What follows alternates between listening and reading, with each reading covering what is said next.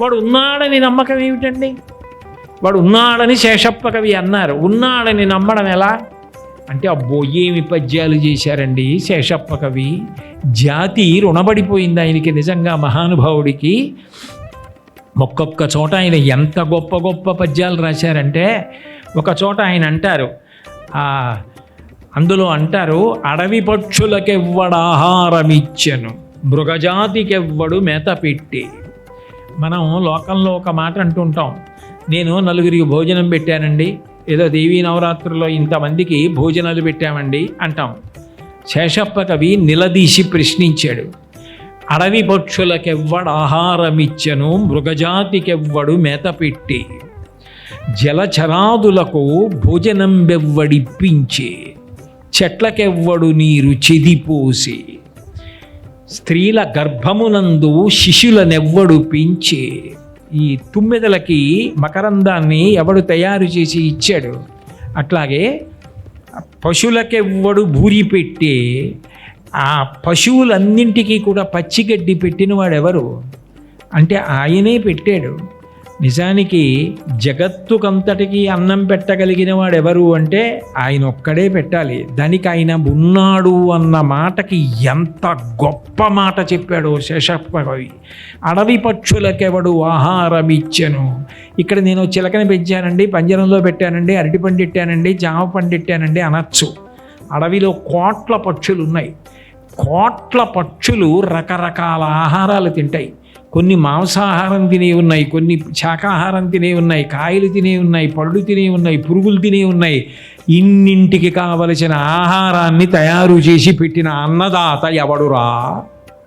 నేనింటికి అన్నం పెడుతున్నానని ఎప్పుడైనా ఎక్కడైనా బోర్డు పెట్టాడు ఆయన? అడవి పక్షులకెవడు ఆహారమిచ్చను, మృగజాతికెవ్వడు మేత పెట్టే. మృగములున్నాయి, కొన్ని శాకాహారం తింటాయి, కొన్ని మాంసాహారం తింటాయి. కుందేలుంది, మేక ఉంది, గొర్రె ఉంది, ఈ గొర్రె, మేక, ఆవు, ఎద్దు ఇటువంటివన్నీ కూడా శాకాహారం తింటాయి. ఏనుగు శాకాహారం తింటుంది. కొన్ని శాకాహారము తింటాయి, మాంసాహారము తింటాయి. పిల్లుంది, పాలు తాగుతుంది. ఎలక మాంసము తింటుంది. కొన్ని కేవలం మాంసాహారం తింటాయి. పెద్ద పులుంది, కాయలు పళ్ళు తిందవు, మాంసం తింటుంది. కొన్ని ఉన్నాయి శాకాహారము మాత్రమే తిని బలిసినటువంటి ప్రాణి యొక్క మాంసం తినడం ఇష్టపడతాయి. సింహం ఉంది, కేవలం శాకాహారం తిని పెరిగేటటువంటి ఏనుగు మాంసాన్ని ఇష్టపడుతుంది. ఇన్నింటికి అసలు ఇంత ఆహారాన్ని, ఇన్ని మృగాలకి ఆహారం ఎవరయ్యా తీసుకొచ్చి పెట్టినవాడు? మృగజాతికెవ్వడు మేత పెట్టే, జలచరాదులకు భోజనం బెవ్వడిప్పించే. నీళ్లల్లో ఉండేటటువంటి ప్రాణులు తిరుగుతుంటాయి. చేపలు, కప్పలు, పీతలు, పురుగులు నీళ్లల్లో తిరుగుతాయి. నీళ్లల్లో తిరిగేటటువంటి ప్రాణులకు పట్టుకెళ్ళి ఇన్ని ప్రాణులకు అన్నం పెట్టిన వాడెవరు? చెట్లకెవ్వడు నీరు చెదిపోసి. ఈ చెట్లకి ఎన్ని చెట్లు, ఒకటా రెండా? ఏవో కొన్ని చెట్లు అంటే మనం ఆ నీళ్లు పోస్తాం. ఏదో మన పెరట్లో పెంచుకున్నటువంటి చెట్లకి అరణ్యాలు పెరుగుతున్నాయి, ఎన్నో చెట్లు పెరుగుతున్నాయి.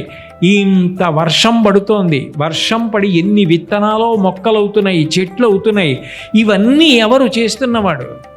ఒక కుక్కకి ఒక 6 పిల్లలు పుడతాయి. పుట్టినప్పుడు 6 పిల్లలకి పాలివ్వాలని చెప్పి ఎక్కడో ఎవరో తీర్థయాత్రకు వెళ్ళినటువంటి వాళ్ళ ఇంటి గేటు దూకి వాళ్ళ మేడమెట్ల కింద ఏ ప్రాణి చెనకని చోట అది 6 పిల్లల్ని పెట్టి తను బయటికి వెళ్ళి తిని వచ్చి 6 పిల్లలకి పాలిస్తుంది. ఒక పంది తన పిల్లల్ని పోషించుకుంటుంది. కోడి బలహీనమైన ప్రాణి తన పిల్లల్ని కొక్క అంటూ చుట్టూ తిప్పుకుంటూ తిరుగుతూ పైన గ్రద్ద కనపడేటప్పటికీ పిల్లల్ని రెక్కల కింద పెట్టేసుకొని కంఠం ఎత్తి ముందు నా కంఠం దునుమాడి తర్వాత నా పిల్లల్ని తినమంటుంది. ఎవడయా ఈ ప్రేమ పెట్టినవాడు? ఎవడు ఈ పిల్లలందరికీ పోషించే శక్తి తల్లి ప్రాణికి ఇచ్చినవాడు ఎవరు? రామకృష్ణ పరమహంస అంటారు, గుడ్డుని పొదుగుతున్న పక్షి బొమ్మ గీయగలవేమో కానీ నాలోంచి వచ్చిన గుడ్డు మీద నేను కూర్చుని నా వేడి గుడ్డు పెంకు ద్వారా పిండాన్ని పొదిగిస్తున్నప్పుడు అందులోంచి పిల్ల పుడుతుంది, నేను తల్లినవుతానని తల్లి పక్షి పొందుతున్న ఆనందాన్ని కళ్ళల్లో గీయగలిగిన చిత్రకారుడు ఉంటాడా? ఎవరు పెట్టాడు ఇవన్నీ? ఎవడు చేస్తున్నాడు? ఆ మాతృప్రేమ ఎక్కడిది? ఆ తల్లికి అంత ప్రేమ ఎక్కడి నుంచి వచ్చింది? ఎందుకు కాపాడుకుంటోంది? అంత రక్షణ ఎలా వస్తోంది? అసలు బిడ్డ పుట్టకముందే దాని పోషణ ఎవరు ఏర్పాటు చేస్తున్నాడు? ఎవరివన్నీ చేస్తున్నాడు? చెట్లకెవ్వడు నీరు చెదిపోసే. వర్షాకాలం వచ్చేటప్పటికి నల్లటి మబ్బులు వచ్చేంత వర్షం పడకపోతే ఇన్ని చెట్లు ఎక్కడి నుంచి పెరుగుతున్నాయి? ఎవరు చెట్లకి నీళ్లు పోస్తున్నవాడు? అట్లాగే స్త్రీల గర్భమునందు శిశులనెవ్వడు పెంచే.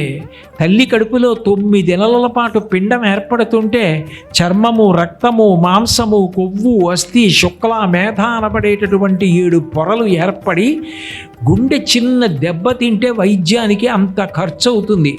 70 ఏళ్ళు, 80 ఏళ్ళు, 90 ఏళ్ళు ఆగకుండా పనిచేసేటటువంటి గుండెని, అంత సున్నితమైన కంటిని, కంటి గుడ్డుని, ఇన్ని ఎముకలు, ఇన్ని ప్రేగులు, ఇన్ని రక్తనాళాలు ఆగకుండా అరికాలు నుంచి మెదడు వరకు, సన్నటి రక్తకేశనాళికల వరకు నిరంతరం రక్తం ప్రవహిస్తూ, నిద్రపోతున్న ఊపిరి తీస్తూ, ఊపిరి విడిచిపెడుతూ, తిన్నదాన్ని జీర్ణం చేస్తూ, తెల్లవారేటప్పటికి మిగిలిపోయినటువంటి మలాన్నంతటినీ సంవరణీకండరవర సడలిపోయి బయటికి వెళ్ళిపోయేటట్టు చేస్తూ, ఇవన్నీ చేస్తున్నవాడు ఎవడో ఒకడు లేకపోతే ఎలా నడిచింది? ఇది తయారు చేసిన వాడు ఎవరో లేకపోతే ఈ వేదిక ఎలా వచ్చింది? ఇవన్నీ చేసిన వాడు లేకపోవడం ఏమిటి? స్త్రీల గర్భమునందు శిశులనెవ్వడు పెంచే. ఎవడయ్యా వీటన్నింటినీ కూడా పెంచినటువంటి వాడు? అట్లాగే ఈ తుమ్మెదలకన్నింటికీ కూడా మకరందమెవ్వడొనరించే. ఎవడు తేనెని పువ్వుల్లోకి తీసుకెళ్ళి చుక్క చుక్క చుక్క చుక్క చుక్క చుక్క తేనె ఇన్ని కోట్ల పువ్వుల్లో పెట్టడమా? తుమ్మెదకి 6 కాళ్ళ, 6 కాళ్ళతో ఎగిరి పువ్వు దగ్గరికి రావడమా? పువ్వు మీద కూర్చోవడమా? ఆ పువ్వు లోపల ఉన్న మకరందపానం చేయడానికి వీలుగా దానికి తొండమా? గుచ్చి ఆ మకరందాన్ని పీల్చడమా? ఎగిరి వెళ్ళిపోవడమా? ఎవరయ్యా ఈ వ్యవస్థ పెట్టినవాడు? ఇన్ని కోట్ల తుమ్మెదలకి కావలసినంత తేనె తెల్లవారేటప్పటికి ఇన్ని పువ్వుల్లో నింపుతూ ఉండాలి. ఎవరు నింపుతున్నాడు? పశులకెవ్వడు సమకూర్చే పచ్చిపూరి.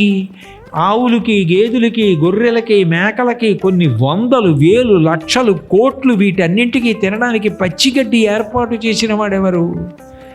ఈ లోకంలో ఉన్నటువంటి ప్రాణులకు నిజానికి అన్నం పెట్టడం అంటే నువ్వు చెయ్యాలి తప్ప యథార్థానికి వేరు దాత లేడు. ఇంకొకడెవరో అన్నం పెడుతున్నవాడెవరూ లేడు. ఆయన చేసిందే.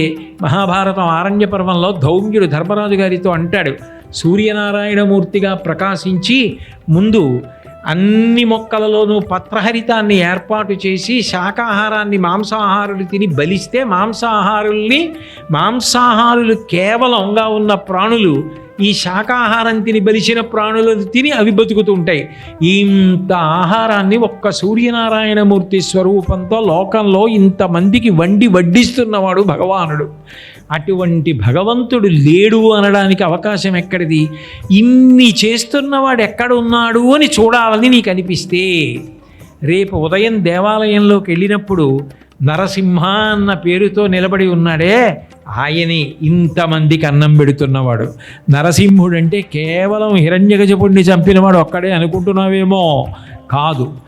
జగత్తులో ఇన్ని ప్రాణులకు అన్నమును పెడుతున్నవాడు ఆయనొక్కడే. అటువంటి మహా అన్నదాత అయినటువంటి పరమాత్మ విష్ణుస్వరూపుడు, స్థితికారుడు అయినటువంటి నరసింహుడు ఎంత గొప్పవాడు.